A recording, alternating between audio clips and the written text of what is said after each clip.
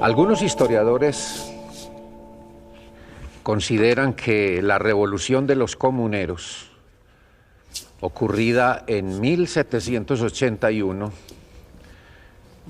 fue un movimiento precursor de la independencia del nuevo Reino de Granada, o Nueva Granada, así se llamaba Colombia en ese tiempo, 1781. Pero otros historiadores les parece que aquel movimiento nada tiene que ver con la independencia y por lo tanto no es precursor de nada en ese sentido. ¿Por qué? Porque la consigna del movimiento era: viva el rey de España, abajo el mal gobierno. Al uno decir viva el rey de España no está declarando ninguna idea de emancipación, de independencia, nada de eso. Además, porque en ese momento histórico la gente creía ciegamente en el poder del rey como representante de Dios en la tierra. Y lo que el rey determinara era palabra sagrada. Pero los representantes suyos aquí en la provincia, en sus provincias, hacían lo que les daba la gana, imponían cosas, ponían impuestos los que fuera, y el rey ni cuenta se daba. Entonces le pedían al rey que le pusiera orden a sus provincias, en particular a sus gobernantes. Por eso decían, por eso era la consigna.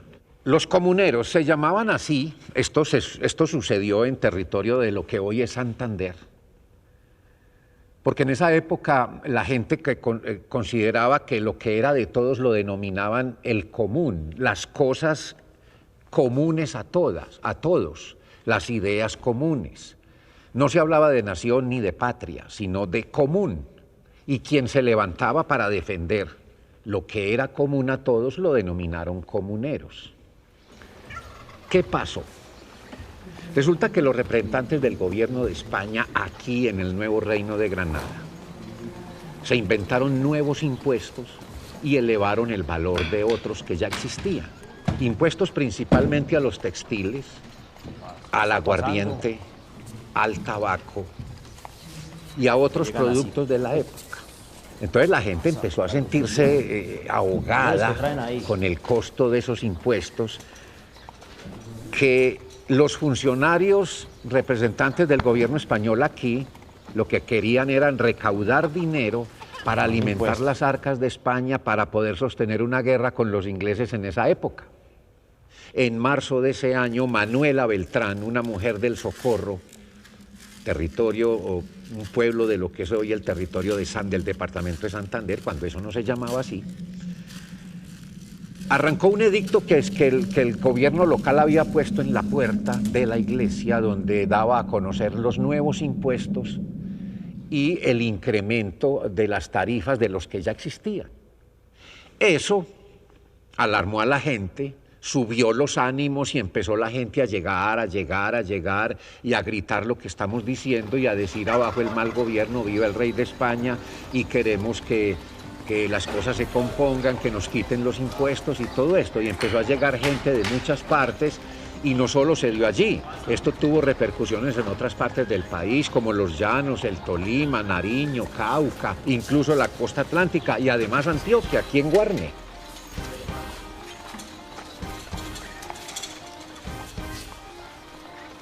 El virrey de aquella época, que se llamaba Manuel Antonio Flores Maldonado, se fue a Cartagena precisamente con los dineros recaudados de los impuestos a apoyar las luchas de España.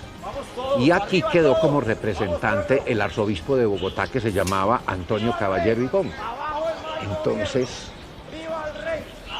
el arzobispo Antonio Caballero y Góngora se asustó y nombró una comisión para que hicieran lo posible de atajar a esa gente que no llegara a Bogotá y que los desviaran más bien hacia Zipaquirá, y allá negociaban con ellos. Bien, así hicieron. Digamos que el líder de los comuneros en ese momento, el que iba a ir a negociar, era alguien conocido como el capitán Berbeo, Francisco Berbeo. Pero él era un representante más de hacendados, no tanto del pueblo, pero era el que iba a ir a negociar. Pues bien, los de Bogotá lograron eso, desviaron a la gente, por lo menos 20.000 personas.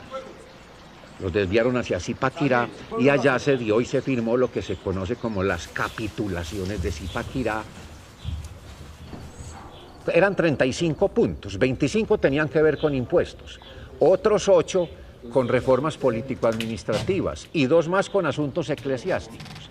En lo de las reformas político-administrativas había un punto donde se le reconocía cargos a los criollos, a la gente de aquí, lo que quería decir que algunos españoles se quedaban sin esos puestos y que pudieran tener un ejército derivado de la misma revolución comunera, unos hombres armados. Cuando en Bogotá vieron eso, dijeron, no, pues ¿cómo vamos a aceptar esta vaina? Después de haberle dicho que sí en Zipaquirá, en Bogotá se patraciaron y dijeron, no, nada, es que estos lo que pasa es que nos van a desbancar. Y entonces traicionaron el acuerdo. ¡Eso! ¡Viva el rey! ¡Abajo el mal gobierno! ¡Viva el rey! ¡Abajo el mal gobierno! ¡Viva el rey! ¡Abajo el mal gobierno! Cuando los comuneros se dieron cuenta de eso, pues volvieron a manifestarse y ahí sobrevino la represión del gobierno español que ya se había preparado para eso. Y emprendió una campaña o una represión brutal, aterradora. Por eso piensa uno que el terrorismo lo inventaron hace muchos años, por allá en el siglo XVIII y desde antes, por lo menos el que nos toca a nosotros. La revolución estalló en marzo de 1781, en junio fueron las capitulaciones de Zipaquirá y en octubre tomaron preso a José Antonio Galán, líder de la revolución comunera. Capturan a José Antonio Galán y lo llevan a Santa Fe de Bogotá, lo encierran en un calabozo y dan a conocer al pueblo lo que van a hacer con él.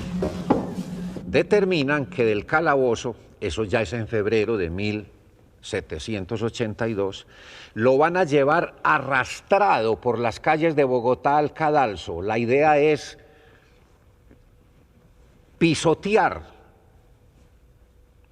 de la forma más expresamente posible toda su dignidad, la de él y de sus compañeros. Entonces es llevado arrastrado por las calles a la horca.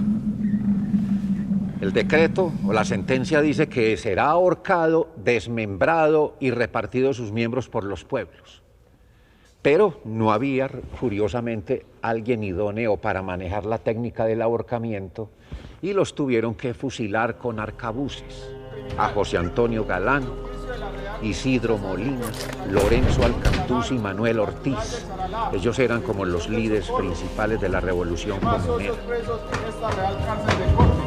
La que se haya sustanciada con la audiencia de las partes y del señor fiscal, habiendo visto las graves y atroces atentados que ha cometido este reo, dando principio a sus escandalosos desenfrenos por la invasión hecha en Puente Real de Vélez, desde donde pasó a Ecatatiba para interpretar la correspondencia de oficio.